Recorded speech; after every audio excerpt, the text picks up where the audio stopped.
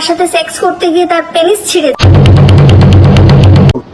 আর এই যে সায়ক চক্রবর্তী বলেন কোন ছেলের সাথে সম্পর্ক ছিল তার এবং তার সাথে সেক্স করতে গিয়ে তার পেনিস ছিঁড়ে যায়।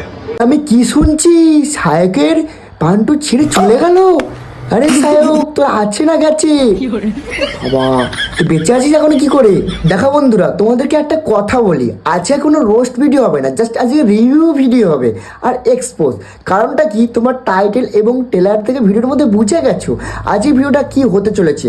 হঠাৎ আমি কাল রাত্রে ফেসবুক স্ক্রল করতে করতে দেখলাম সায়কের বৌদি, এই সায়কের জাতা বৌদি নয়, প্রাপ্তম বৌদি, কেন ওর দাদা আবার দ্বিতীয় না তৃতীয় নম্বর মনে হয় বিয়ে করেছে।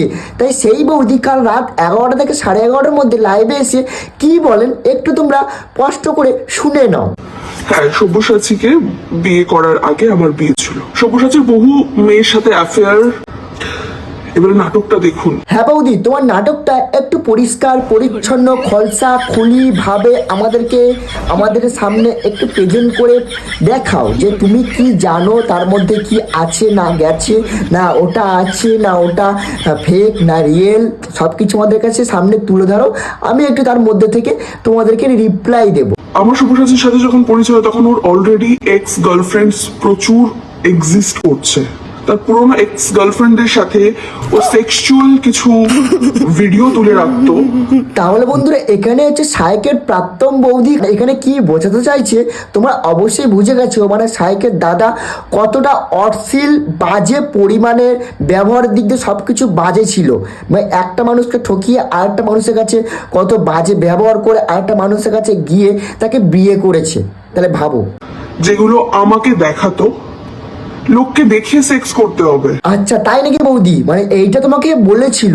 আচ্ছা একটা কথা বলি, যে এই কথাটা বলেছে তাকে আমি বলছি, তোরা মানুষের মধ্যে পড়িস?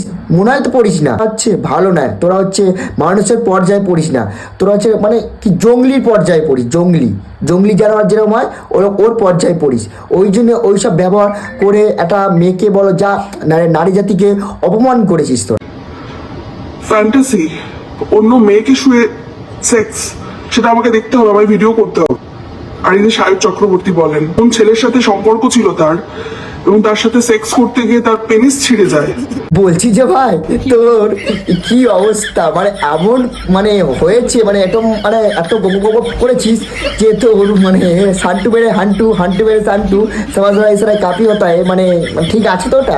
আমি বললাম আমার ঠিক নেই, যেটা ঠিক থাকে তাহলে হসপিটালটাকে একটু চিকিৎসাটা করে আয়, আমার ঠিক করার চেষ্টা। মনে তো ঠিক হবে না, যে বলছে তোর বৌদি মানে প্রাপ্তম বৌদি, মনে তো ঠিক নেই, একটু ব্যবহারটা মানে কি বলবো।